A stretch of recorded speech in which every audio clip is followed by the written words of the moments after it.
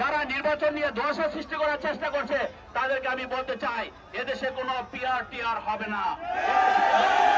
Direct ভোটে নির্বাচন হবে, ডাইরেক্ট প্রার্থী থাকবে, যে জনগণ যাকে প্রার্থী মনে করে সেই প্রার্থী হবে, যেই তাদের এমপি হবে। আমরা বলতে চাই পিআর এদেশের মানুষ বোঝে না।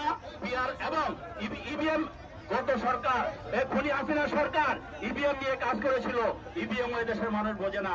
কাজে আমরা বলতে চাই যাদের অবস্থান নাই, যাদের রাজনীতি কোনো অবস্থান নাই, রাষ্ট্রে কোনো অবস্থান নাই, তারা পিআর নিয়ে কথা বলে। আমরা বলতে চাই এদেশের মানুষ পিআর নিয়ে এখনো কোনো কর্মকাণ্ড করতে চায় না। এদেশের মানুষ সরাসরি ভোট দিয়ে সরাসরি তাদের নেতা বানাতে চায়। আমি ভোট দিব ঢাকা 12 আসনে, আর এমপি হবে কুমিল্লার একের। আমরা এরকম এমপি চাই না। জনগণের সাথে যারা সম্পৃক্ত, জনগণের জন্য যারা কাজ করে, রাত্রে 3টার সময় গিয়ে যার দরজা খোলা পাবে, জনগণ তাদেরকে ভোট দিয়ে নির্বাচিত করবে। যাদের রাজনৈতিক কোন অবস্থান নাই তারা এই সমস্ত কথা বলে।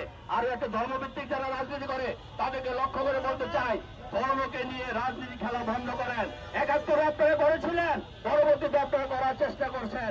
এদেশের মানুষ ধর্ম নিয়ে রাজনীতি করা পছন্দ করেন না। এদেশের মানুষ জনগণকে নিয়ে রাজনীতি করবেন, জনগণের জন্য রাজনীতি করবেন। আপনাদেরকে সাধুবাদ জানাবো। কিন্তু কোন রকম ষড়যন্ত্র করলে জনগণকে ঐক্যবদ্ধ করে আপনাদের ষড়যন্ত্রের দাম বাংলা জবাব আমরা ধন্যবাদ। আল্লাহ হাফেজ। বাংলাদেশ জিন্দাবাদ, জাতীয় দল জিন্দাবাদ, শহীদ রাষ্ট্রপতি জনগণ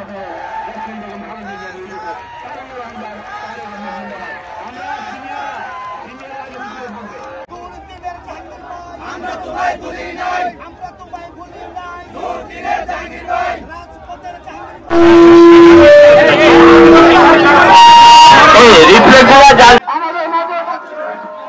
আমাদের মাঝে আছেন সাবেক বিএনপি সাবেক সভাপতি শাহবাজী সাহেব,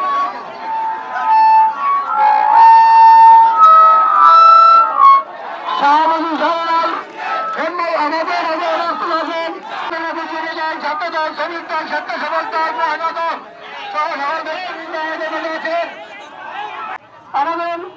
সরকার সৈকত বছর রহমান নশিদ,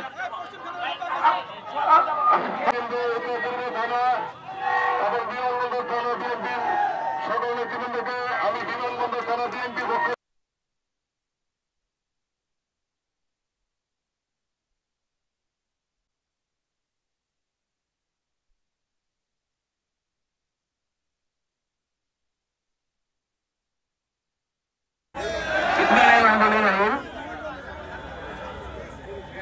রাষ্ট্র কাঠামো মেরামতের 31 দফা উপলক্ষে আয়োজিত আজকের রিপ্লের বিতরণের প্রিয় সভাপতি, সংগ্রামী সভাপতি